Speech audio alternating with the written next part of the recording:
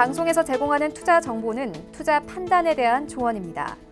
방송에서 제공하는 주식의 가치, 가격 상승 및 가격 하락에 대해서는 방송사에서 보장하지 않습니다.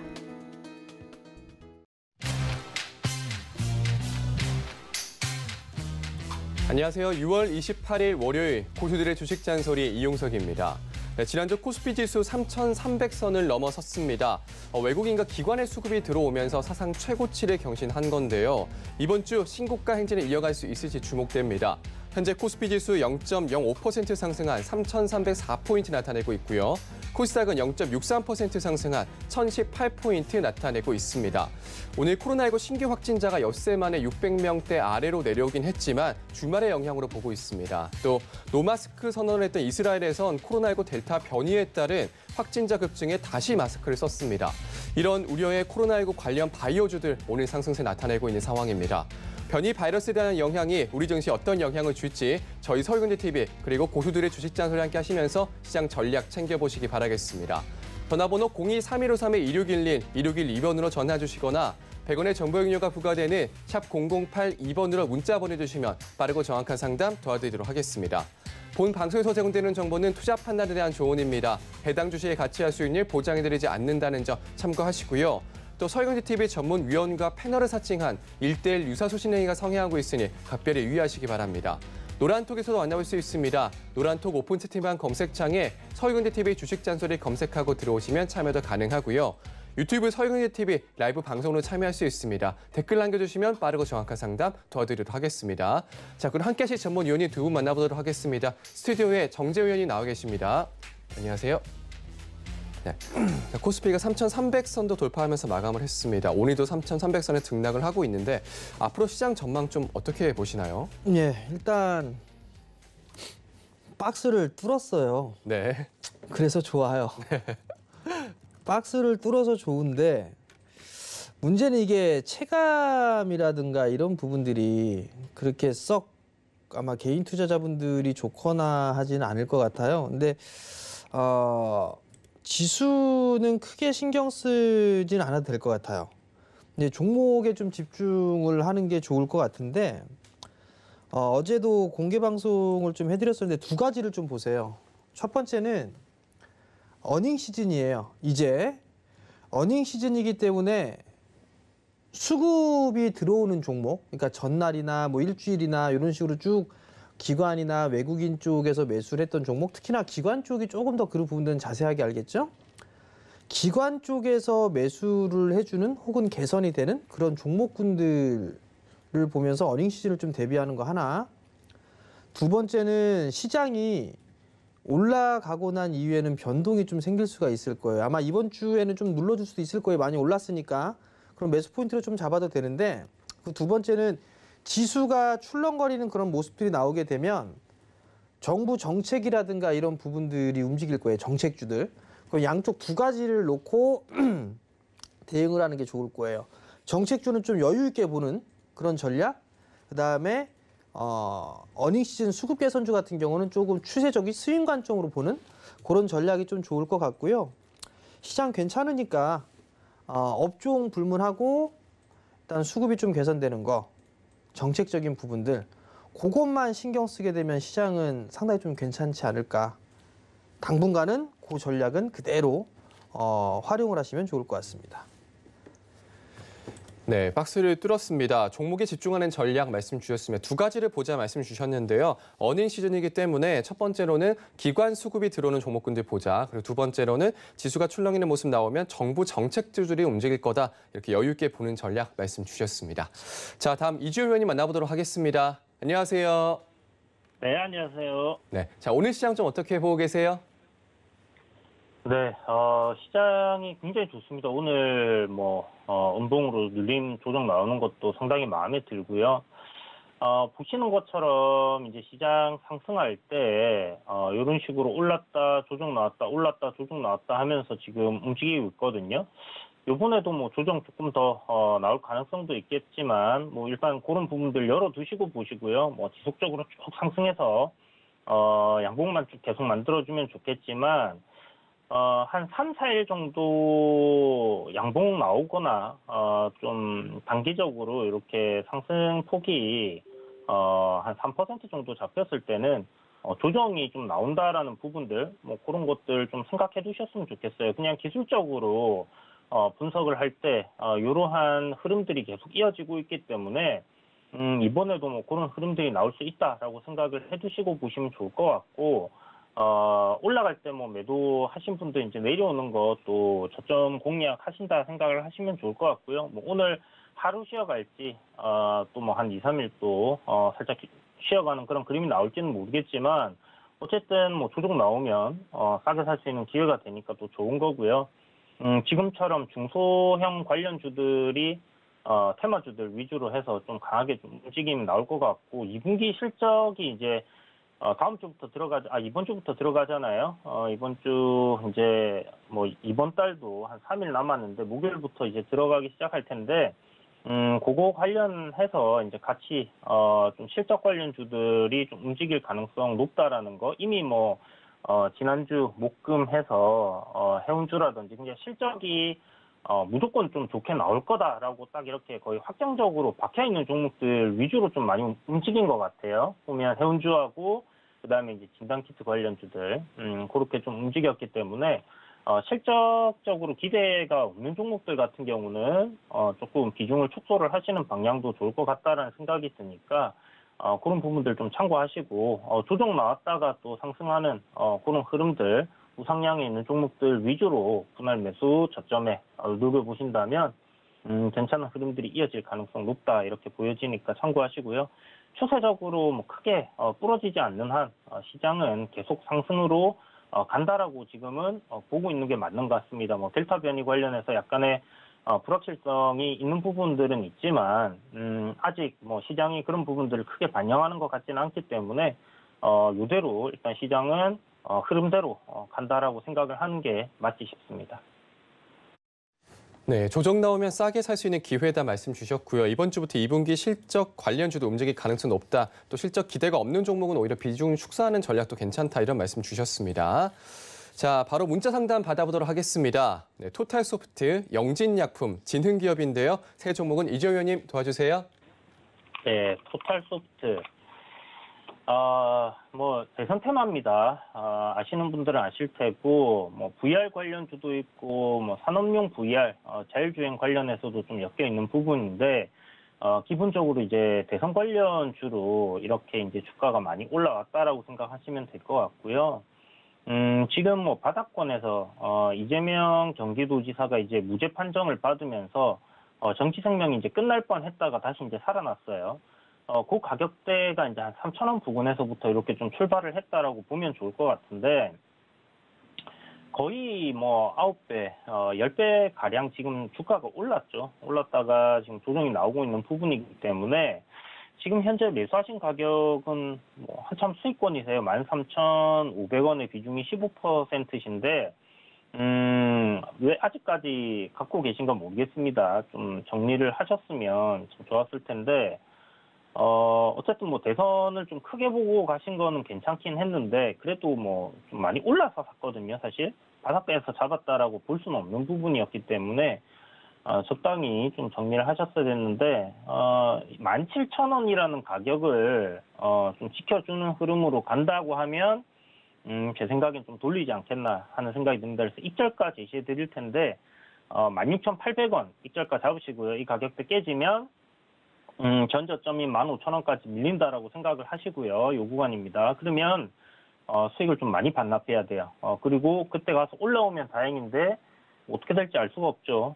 그렇다면 정리를 하시는 관점, 수익을 좀 챙기시고 보시는 게 좋을 것 같습니다. 아마 뭐 비중을 갖다가 좀 고점권에서 정리하시고 남은 물량이 아닐까라는 생각도 드는데, 일단 대선주들 끝난 건 아니라는 생각은 들어요. 그런데 제가 주유소에서도 계속 대선 테마들에 대해서 이제 이야기를 드리면서 대응 전략으로 얘기 드렸던 게, 바닥권에서, 뭐, 굉장히 많이 오른 종목들, 그러니까 기존의 대장으로 이제 활동을 했던 그런 종목들 같은 경우는 가급적이면, 이제 보지 마시라고 말씀을 드렸었어요. 그래서 한 10배 정도, 9배, 10배 정도 오른 종목들은, 보지 마시고 후발주로 좀 움직일 수 있는 그런 종목들을 보시라고 말씀드렸고, 이후에 보시면 이제 후발주들도 굉장히 많이 올랐거든요.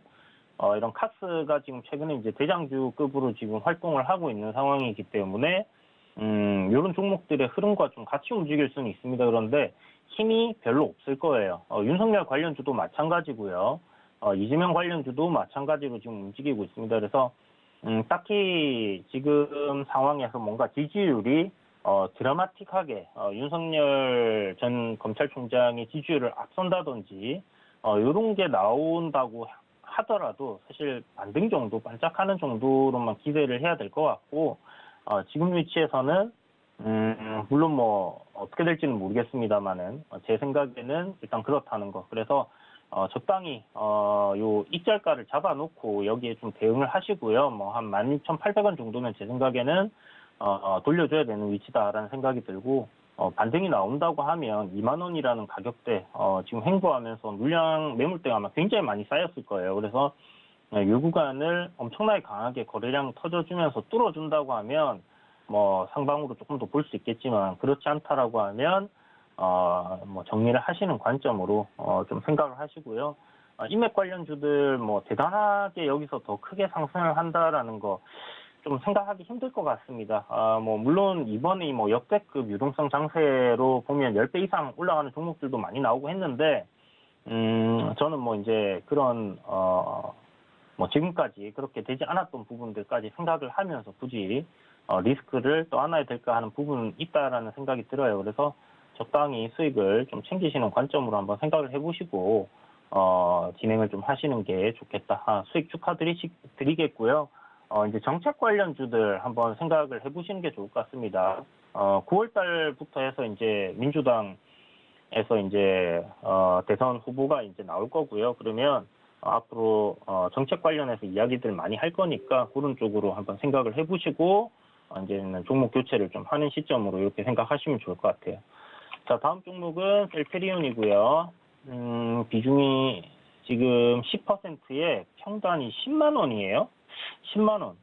굉장히 뭐 좋은 수익이신데, 이거 그러면 언제 사신 거지? 17년도에 박스권 돌파하는 자리 사셔갖고 지금 계속 끌고 가시는 것 같은데, 뭐 지금 정도의 평단이라고 하면 제 생각에는 딱히 걱정을 하실 필요가 있을까라는 생각이 들거든요. 자, 입절가를 좀 넉넉하게 잡고 장기적으로 더 끌고 가보세요. 제 생각에 뭐 10만 원이라면 뭐 크게 걱정을 하실 필요는 전혀 없을 것 같습니다. 한 300% 이상, 뭐 거의 한 400% 가까이 수익이 나셨는데 안 파신 것 같네요. 어쨌든 지금 죄송합니다. 셀트리온이 아닌데 왜 셀트리온을 제가 보고 있었을까요? 다음 종목 셀트리온 일단 뭐 10만 원이신 분은 22만 원 입절가 잡고 가시고, 다음 종목 영진약품입니다. 영진약품.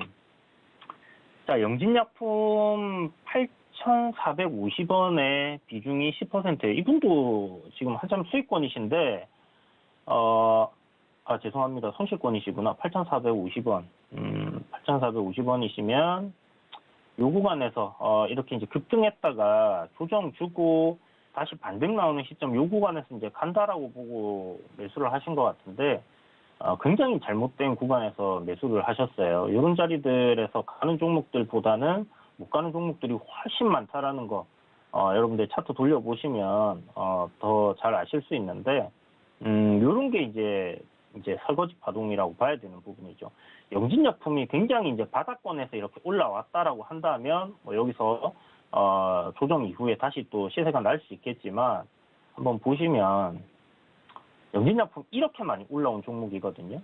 바닥권이 뭐 2,300원 정도에서 이제 시세가 한번 크게 났다가 또 코로나19로 조정받은 이후에 시세가 한번 나온 정도로 생각을 해야 되기 때문에 사실 기술적으로 봤을 때는 썩 그렇게 제가 뭐 마음에 들어 한다든지 이게 뭐 올라갈 것 같다라고 생각이 드는 종목은 아니에요. 다만 뭐 회사에 이제 진행하고 있는 파이프라인이라든지 신약 같은 것들, 예전에 이제 셀트리온 같은 경우에 최대 주주가 이제 KTNG였는데 회사 뭐 이제 저기 지분 다 처분하고 나서 많이 올라간 것처럼 영진약품도 또 뭐 그렇게 될 가능성도 있다라고 생각합니다. 일단 최대 주주가 KTNG고요.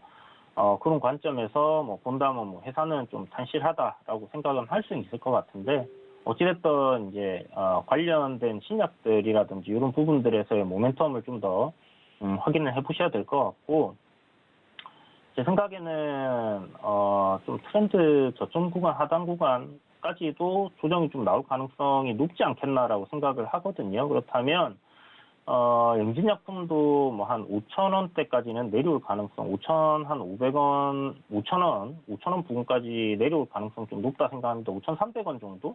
5,300원, 5,500원? 뭐 이 정도까지는 일단 무조건 내려와야 될 것 같고요. 그래야지 뭐 반등의 흐름이 조금이나마 기술적으로 잡히지 않겠나라는 생각이 들기 때문에 그런 부분을 조금 참고해서 보시고요. 뭐 하락 트렌드 이제 벗겨놨기 때문에 저점을 이탈하지 않는 선에서의 이제 반등 흐름이 나와줬다라고 하면 다시 한번 뭐 저항대 구간인 8,000원 정도까지는 볼 수 있었는데 지금은 이 저점을 갖다가 좀 이탈하면서 하방으로 계속 빠지는 흐름이 만들어지고 있습니다. 그래서 아까 말씀드렸던 5,300원 정도까지는 일단은 조정이 나올 가능성을 열어두고 보시는 게 좋을 것 같고요. 그 정도까지 조정이 나오고 나서 추세 전환을 하는 흐름이 만들어진다. 그러면 그때 가서 뭐 추가 매수를 하든지 아니면 그냥 종목을 좀 계속 버텨보는 관점으로 이렇게 좀 진행을 하시는 게 좋을 것 같아요. 일단 뭐 제가 영진약품 같은 경우는 그 신약에 대한 부분도 얼마나 진행이 되고 있는가를 모르거든요. 요거 한번 체크해 보시고요. 뭐 임상 관련해서 조만간 뭐 결과가 나온다든지 이런 기대감이 있다고 하면 좀 더 끌고 가보시는 전략이 좋을 거다라는 생각이 들고 대주주 아까 말씀드린 것처럼 딱 버티고 있는 부분이기 때문에 뭐 이렇게 신약 관련해서의 진행되는 부분들 이런 부분들은 뭐 계속해서 좀 더 기대를 해볼 수 있지 않겠나라는 생각이 듭니다. 바닥권이라고 좀 생각할 수 있는 뭐 그런 흐름을 잡아가는 모습이 만들어진다고 하면 뭐 제 생각엔 이번 조정기 끝나고 나면 다시 오를 수 있다라고 보는데 그 조정기가 좀 많이 힘들게 할 것 같다는 생각이 들거든요. 그래서 뭐 5,300원, 뭐 5,250원 한 그 정도까지 한번 버텨보시고 지금 뭐 손절하기에는 손실폭이 너무 커요. 한 8,000원대면 거의 한 40~50%대 지금 손실 구간이기 때문에 일단은 기다려 보시라 말씀드려야 될 것 같습니다. 비중 추가적으로 더 늘리지 마시고 이대로 한번 가져가 보시는 전략 말씀드릴게요. 자, 지능기업입니다. 다음 종목이. 지능기업은 오세훈 관련주로 제가 한때 저점 구간에서 말씀을 드려갖고 수익이 좀 많이 올라왔던 종목인데 최근에 또 반등 흐름이 좀 괜찮게 잡히더라고요. 사실 뭐 효성그룹 뭐 계열사로 매각 이슈가 좀 있었던 부분들 이런 거 때문에 이제 반등이 나왔나는 잘 모르겠는데 뭐 건설 관련해서 이제 경기가 좀 좋다 보니까 아무래도 이런 부분들이 좀 주가에 좀 영향을 미치는 게 아닌가라는 생각이 들고요. 그리고 건설주면서 오세훈 관련주로 엮여 있다 보니까 그런 게 있는 것 같아요. 서울에서 이제 뭐 재개발, 신도시 뭐 이런 거 이야기들 나오면 좀 수혜주로 볼 수 있는 부분들이 있지 않겠나 하는 그런 기대감도 좀 있는 것 같고 실적적인 부분이 보면 1분기에 한 90억 정도로 잘 나왔거든요. 뭐 이게 이제 컨센서스는 안 나와 있는데 1분기가 비수기인 점을 생각을 했을 때 실적이 괜찮게 나왔기 때문에 뭐 앞으로 지속적으로 이런 실적을 만들어 간다고 하면 올해 뭐 한 300에서 한 400억 정도의 영업이익을 낼 수 있을 것 같아요. 그렇다면 뭐 지금 주가가 뭐 대단히 뭐 고평가됐다라고 볼 수는 없는 부분이고 그리고 대선주라기보다는 일단 서울시장 관련주로 이제 올랐기 때문에 그 모멘텀은 일단 끝났다라고 보셔야 돼요. 그래서 건설 섹터 뭐 중소형주의 뭐 실적적인 부분을 좀 생각을 하고 보셔야 되는 부분인데 3,200원이 평단이세요. 요 구간에서 이제 뭐 반짝반짝 할 때 매수하셨다가 지금 물려가지고 계속 끌고 가시는 것 같은데 단기로 들어가셨으면 뭐 진작 정리를 하셨어야 됐을 거고 뭐 스윙으로 보셨다고 하더라도 딱히 이 종목보다 괜찮은 종목들이 많은데라는 생각이 좀 듭니다. 저는 요 전저점 구간이 지금 2,660원인데 이 가격대를 이탈시킬 가능성이 좀 높다라고 생각이 들어요. 그래서 이 구간 이탈하고 뭐 추가적으로 더 조정이 나올 가능성도 열어두시고 보셔야 될 것 같고 뭐 실적을 보고 끌고 가시겠다 그렇다면 뭐 비중도 지금 한 20%라서 추가 매수도 좀 애매하고 이 갭을 메우러 내려오는 그런 흐름까지 예상을 한다 하면 손실이 좀 커질 가능성 높다라는 생각이 듭니다. 지금 뭐 한 13% 정도 손실이신데 한 23%까지 견딜 수 있다 하면 뭐 보유해 보시고요. 그게 안 되겠다 하신다면 종목 교체하시는 방향으로 좀 진행하시고요. 일단 손절가는 2,700원 잡아드릴 테니까 2,680원 잡아드릴게요. 그리고 뭐 반등 나오면 거기서 좀 정리해 보시는 관점 괜찮을 것 같습니다. 네, 토탈소프트 대선 테마주죠. 16,800원 일절가 잡아주셨고요. 그리고 셀트리온이 22만 원 일절가 잡고 가자 말씀 주셨습니다. 영진약품이 손실폭이 좀 크신데요. 5,300원까지 조정 나올 수 있다 말씀 주셨습니다. 추세 전환하는 모습 나오면 그때 가서 다시 한번 보자 이런 의견 주셨고요. 지능기업 단기로 보셨으면 정리를 하셔야 됐다 이런 말씀 주셨습니다. 손절가로 2,680원 잡아주셨습니다. 자, 다음 전화 상담 받아볼게요. 8942번님 전화 주셨고요. 비트컴퓨터 매수가는 11,230원, 비중은 6%입니다. 8942번님 만나볼게요. 안녕하세요. 네, 안녕하세요. 네, 반갑습니다. 자, 전화를 또 네, 주신 분 같으신데요. 네. 네, 자, 비트컴퓨터 어떤 점이 궁금하실까요? 지금 많이 빠져서 어떻게 앞으로 가야 할지 지금 궁금해서요. 네, 자, 위원님 좀 어떻게 해보세요? 네, 안녕하세요. 네, 안녕하세요. 이번 달에 매수를 하셨어요? 네, 짧게 보셨어요? 길게 보셨어요? 글쎄, 그냥, 제가 봤을 때 어머니 이게 문제가 아니라 두산중공업이 문제일 것 같은데 왜 종목을 바꿨을까? 아니요, 두산중공업이요? 몰라요. 일단 두산중공업은. 네, 자, 어머니 이거 짧게 보셨어요? 길게 보셨어요? 비트컴퓨터. 비트컴퓨터는 조금 두고 보고 있는 중이에요. 네. 조금 두고 보고 있는 게 단기예요? 길게 해요? 처음에는 단기로 들어갔는데, 빠져가지고 지금. 그렇죠. 네. 빠지니까 못 팔죠. 네. 원치 않는 장투 들어가겠어요. 그래요? 이거 박스잖아요, 어머니. 네네. 이렇게 박스니까 네. 많이 빠지면 10,000원 깨질 거고요, 어머니. 네. 9,700원 깨면 9,000원 정도 때까지 밀릴 수가 있을 거예요. 그렇게 좀 보시면 되는데 네. 지금 차트를 보면요, 어머니. 네. 한번 크게 올랐다가 네. 여기서 보면 크게 올랐다가 수렴 과정을 거치고 있는 상황이잖아요. 그죠? 네. 지금은 방향성이 안 나왔어요. 방향성이 나오지 않은 상태에서 어머님이 단기적으로 매수를 하신 거란 말이에요. 네. 그러면 두 가지의 이유가 있어야 돼요. 거래량이 팍 급증을 하든가 네. 아니면 전고점을 넘어서면서 막 거래가 활성화가 되든가 쫙 아니면 이 상승에 대한 각도가 가파르든가 그럴 때 단기를 하시는 거거든요. 네네. 근데 어머니는 거래량도 없어. 전고점 돌파 시도 할래다가 다시 미끄러 내려왔어. 근데 이거를 단기적으로 보셨다라는 거는 종목 선정이 잘못되신 거예요. 실적이나 이런 부분들 같은 경우는 그냥 고만고만해요. 네. 그럼 이제 다른 것들 보자고요. 네. 비트컴퓨터가 뭐 하는 회사죠, 어머니? 갑자기 생각이 안 나는데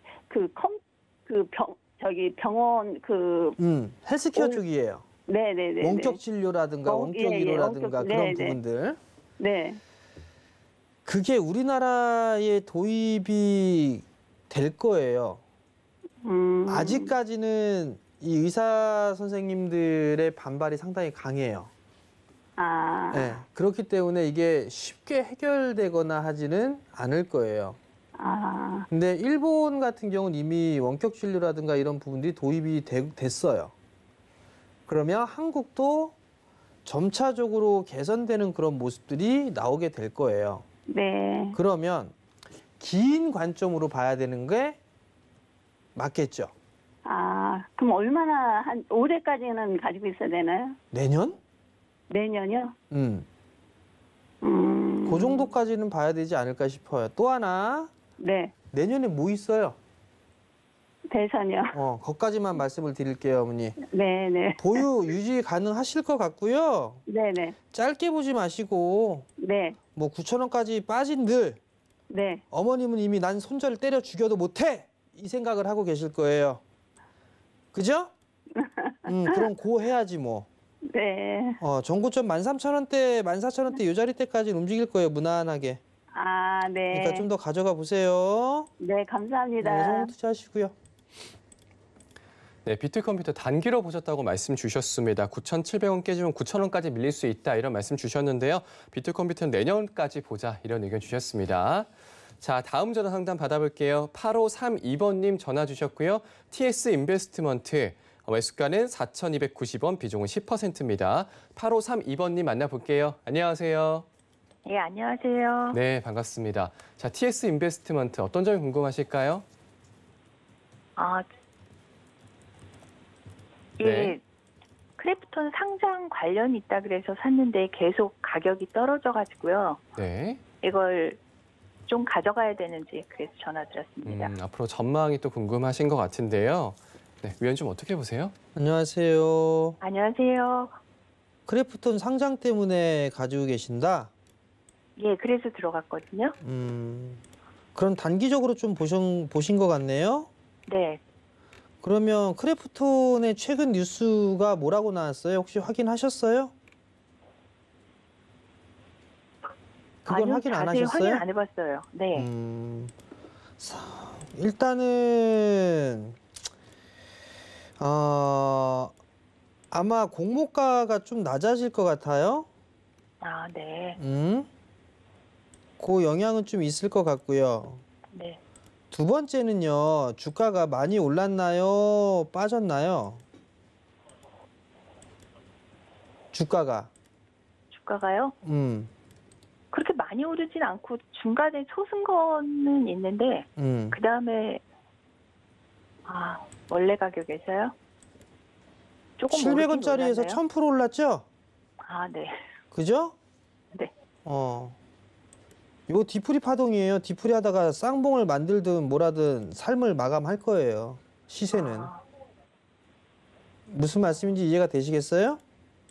아니요, 정확히 잘 모르겠어요. 정확히 잘 모르겠어요. 빠질 네. 거라고요. 올라 반등 나왔다가. 아, 소문에 사서 뉴스에 팔라라는 얘기 들어보셨어요?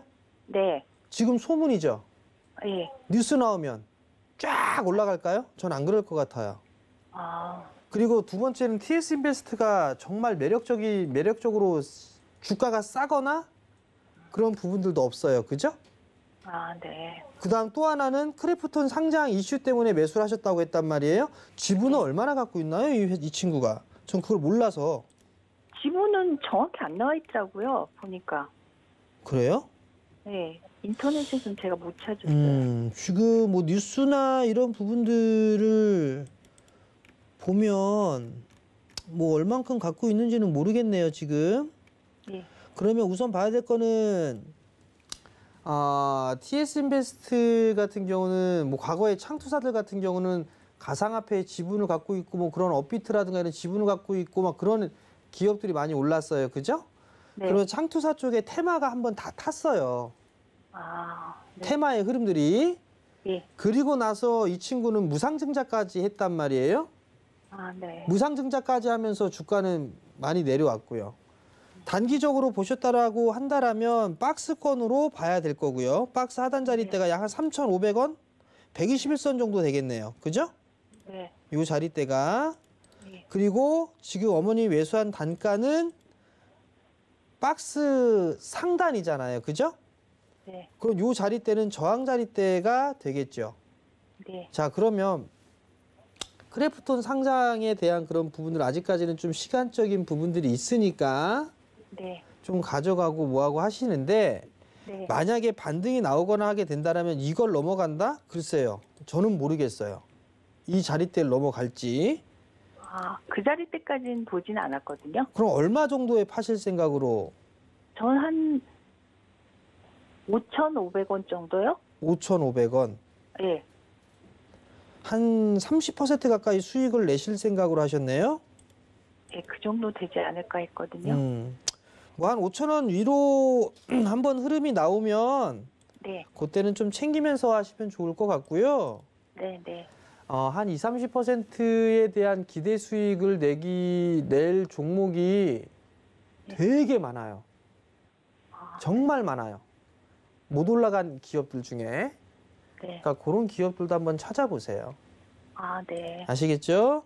예, 감사합니다. 예, 성공 투자하시고요. 네, 감사합니다. 네, TS 인베스트먼트 문의 주셨습니다. 크래프톤 이슈로 들어갔다고 말씀 주셨는데요. 단기로 보셨다고 하셨고요.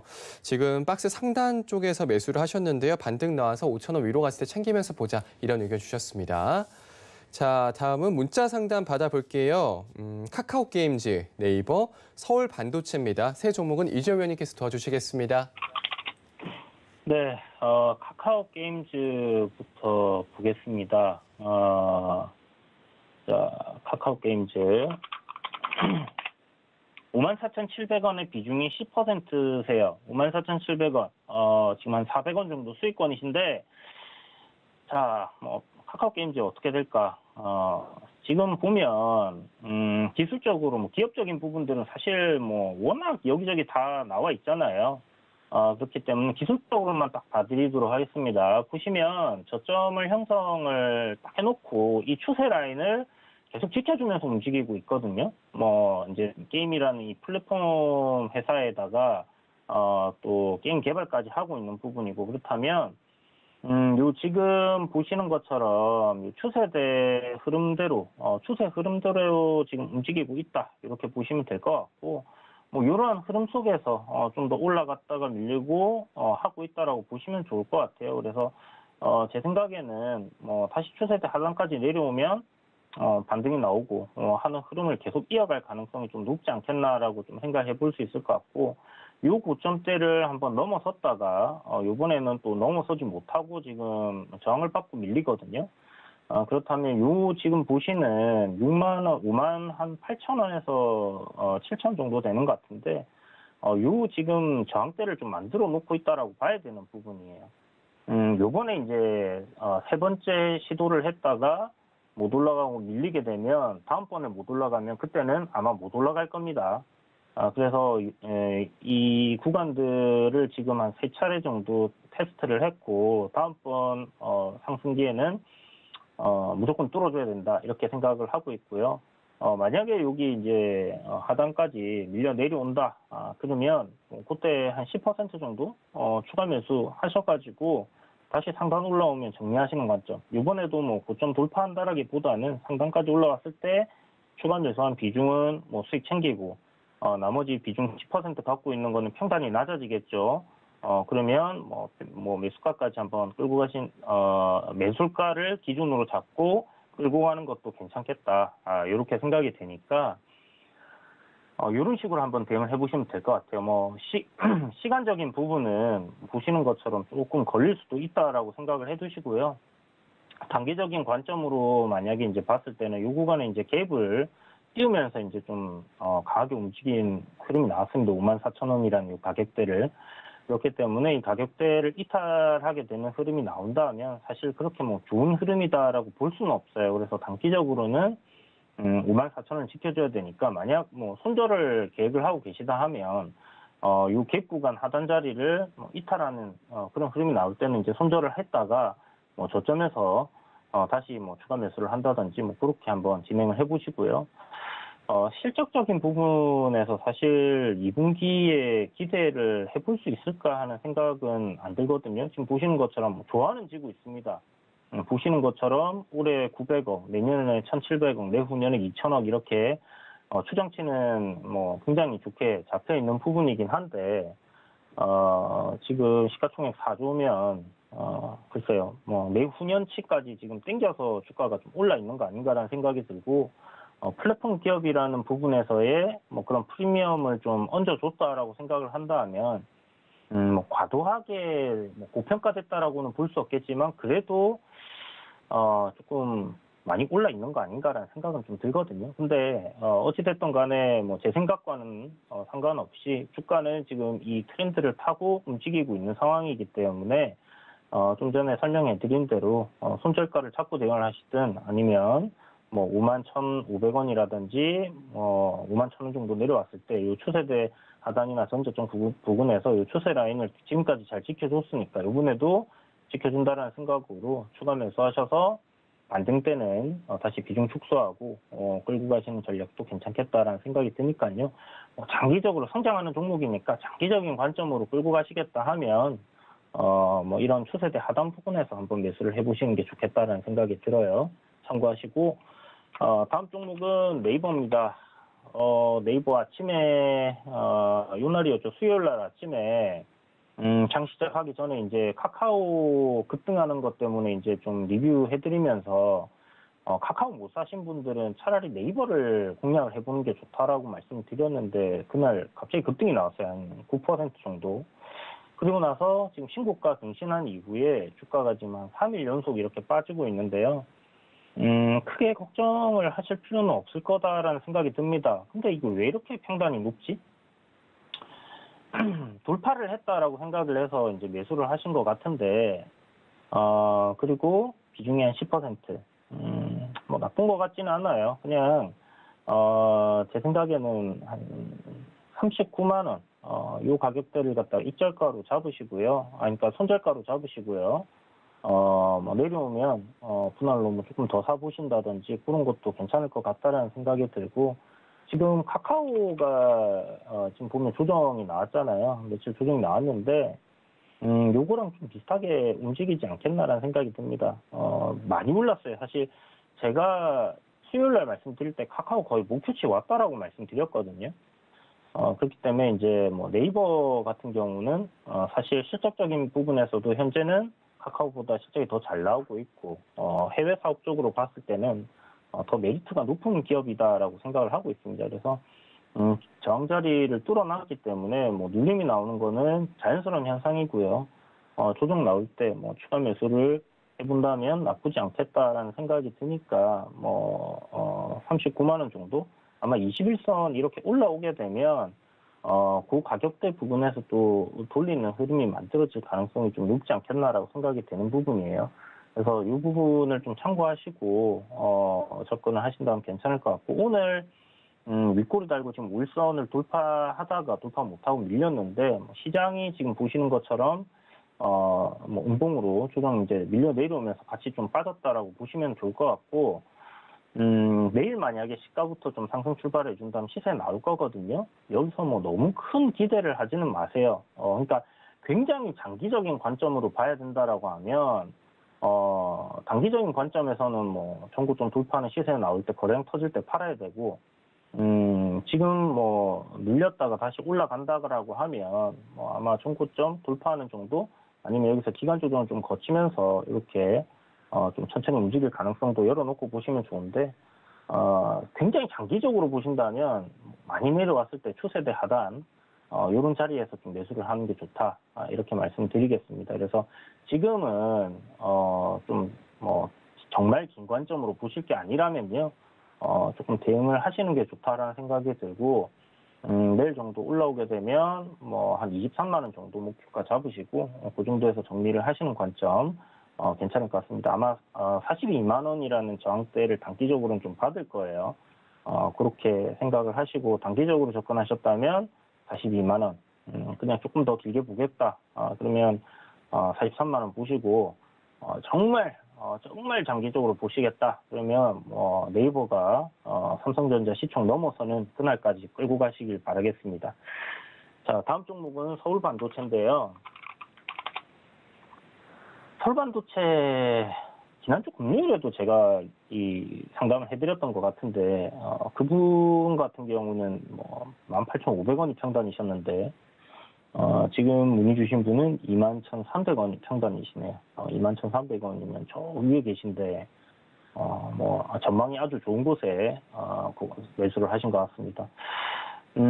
앞에 말씀드렸다시피 지금 보시면 앞에 전저점 구간이라고 생각할 수 있는 뭐 18,400원이라는 요 가격대를 이탈을 안 하고 지금 오늘 반등 그림이 나오고 있거든요. 울선 위로 일단 안착하는 그림이기 때문에 단기적으로는 21선 위로 주가 안착해줘야지 추세 전환이 일어난다라고 볼 수 있는 부분이고요. 지금 보시는 것처럼 요 하락 추세 저항입니다. 요 하락 추세 저항을 돌파를 해줘야 돼요. 그래서 하단으로는 손절하실 수 있을지는 모르겠지만 손절가 잡아드린다면 18,400원 손절가고요. 추세 저항 돌파하고 올라온다고 하면 제 생각에는 못해도 뭐 한 2만 원 정도는 올라올 것 같아요. 이제 2분기 실적 시즌 들어가는데 만약에 분기 실적이 괜찮게 나온다. 지금 뭐 고평가된 건 아니거든요, 이 종목이. 그리고 회사가 나쁜 것도 아니기 때문에 크게 뭐 걱정을 하실 필요는 없어요. 실적적인 부분 보면 뭐 올해 컨센서스 뭐 1,000억 정도 안 되게 나오는 부분인데 그렇다면 뭐 지금 시가총액 1조 1,000억은 뭐 그렇게 고평가된 게 아니다라고 생각할 수 있는 부분이기 때문에 2분기 실적이 뭐 추정치대로 잘 나와주는지 여부를 갖다가 조금 확인을 해보셔야 될 것 같고 지금 뭐 200억, 230억, 290억 뭐 이런 식으로 이제 잡혀 있는 부분이기 때문에 저 추정치대로 아니면 저거보다 조금 더 좋게 나온다 하면 주가는 조금 더 반등하는 흐름으로 갈 수 있다라고 생각을 하고요. 선생님 매수하신 목표가까지는 올라올 수 있다 생각을 합니다.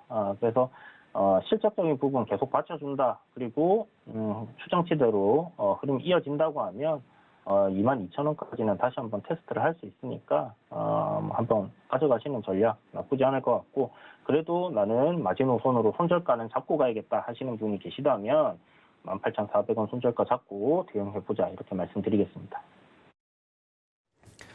네, 카카오게임즈 5만 원 후반에서 저항 구간 만들고 있는데요. 박스권 하단에서 추가 매수해서 상단으로 매도하자 이런 전략도 주셨고요. 손절은 5만 4천 원 정도로 보고 하단에서 다시 잡아도 될 것 같다 이런 의견 주셨습니다.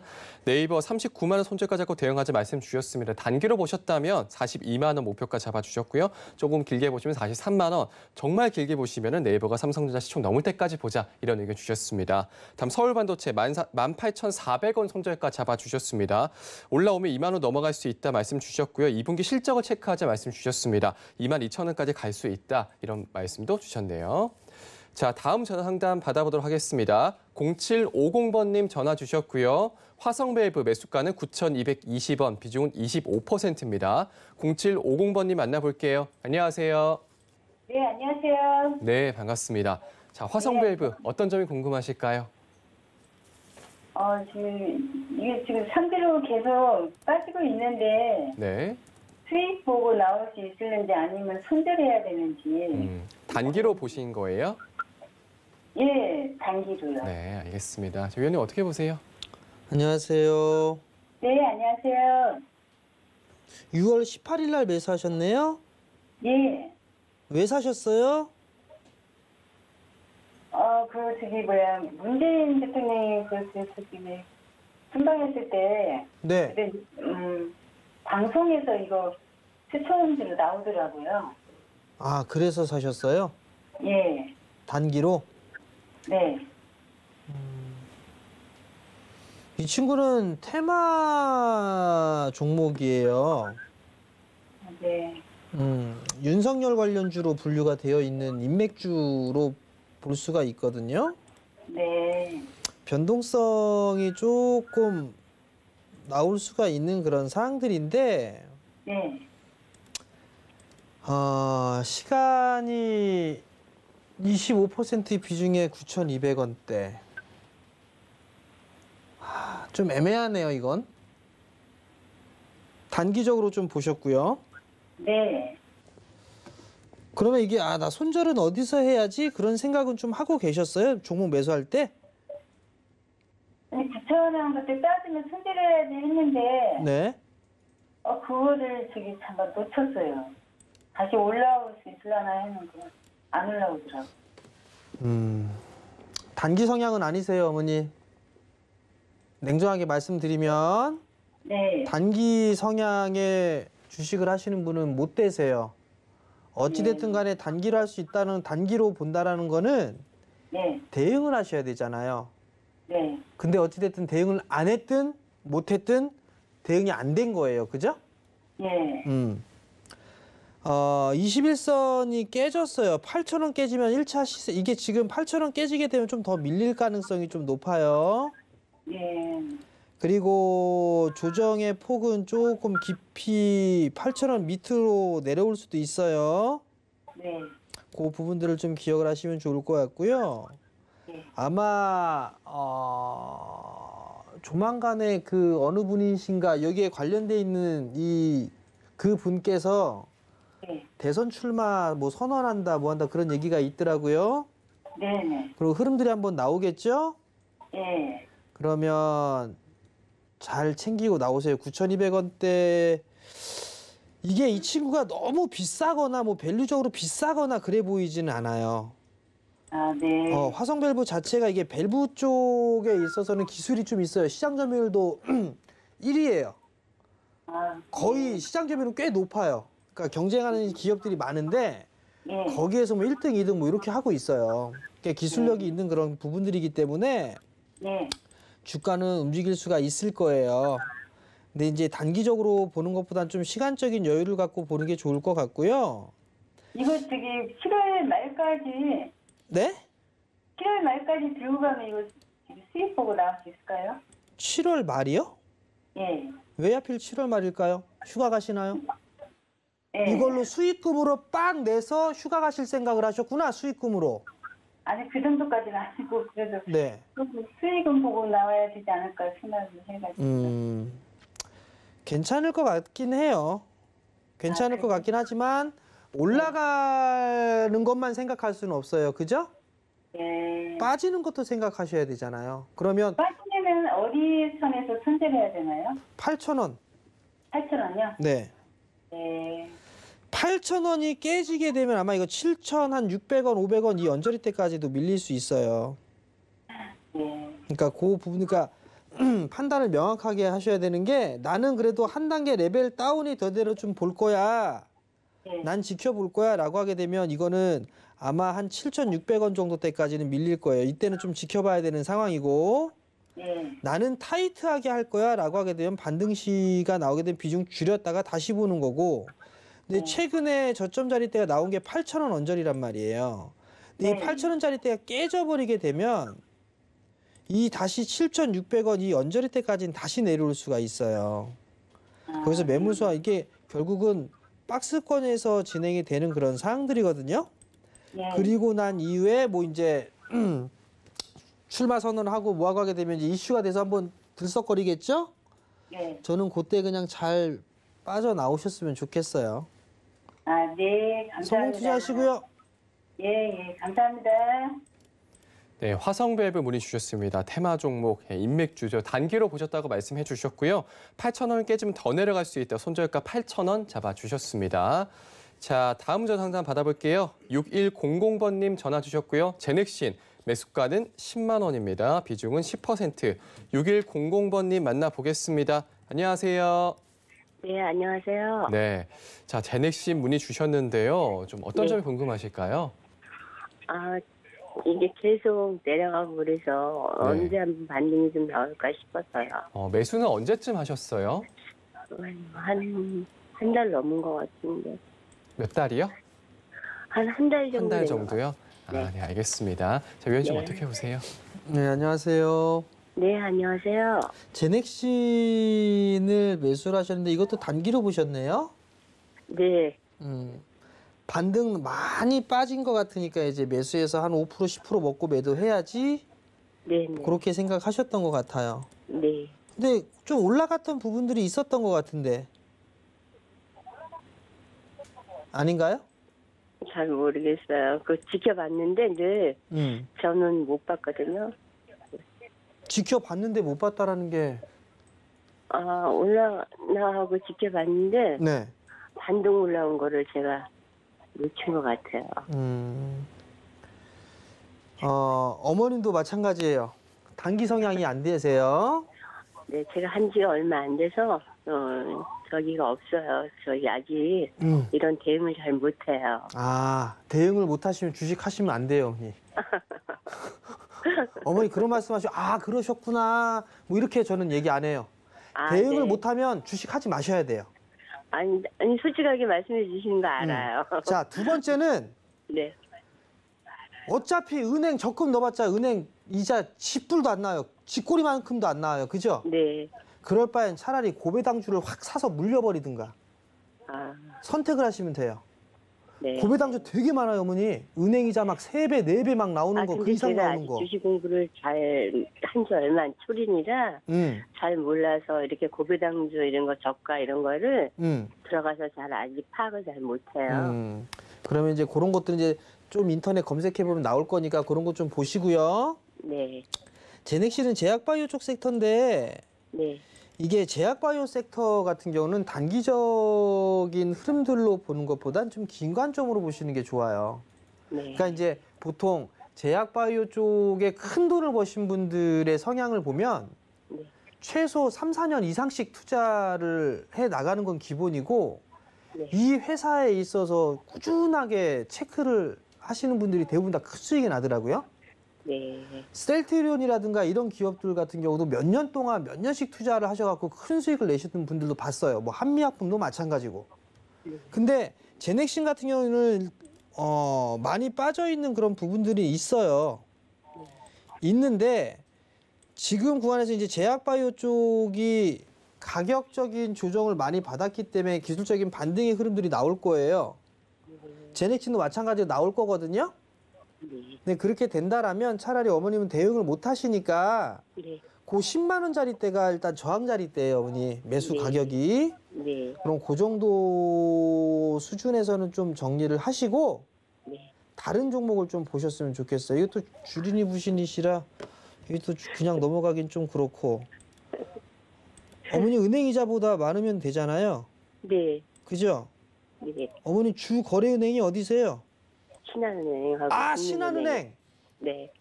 어머니 통했어 나랑. 신한은행 사시라고 하려고 했는데 아, 그러셨어요? 신한지주 보셔도 돼요. 아, 오늘까지 신한지주요? 매수를 해야 중간 배당 나와요, 어머니.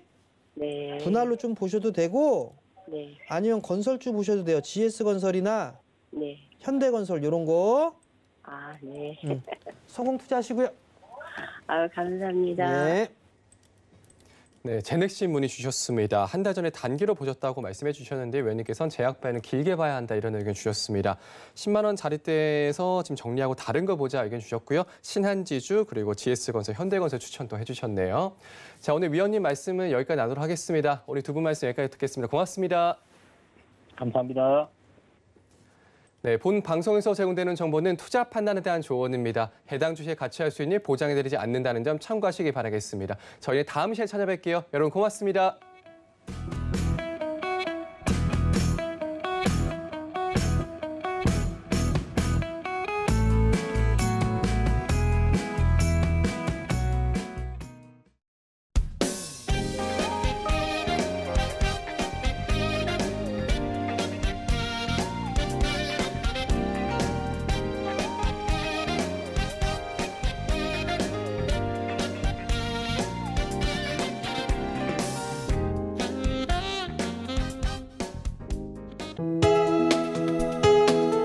본 방송에서 제공하는 투자 정보는 투자 판단에 대한 조언입니다. 방송에서 제공하는 주식의 가치, 가격 상승 및 가격 하락에 대해서는 방송사에서 보장하지 않습니다.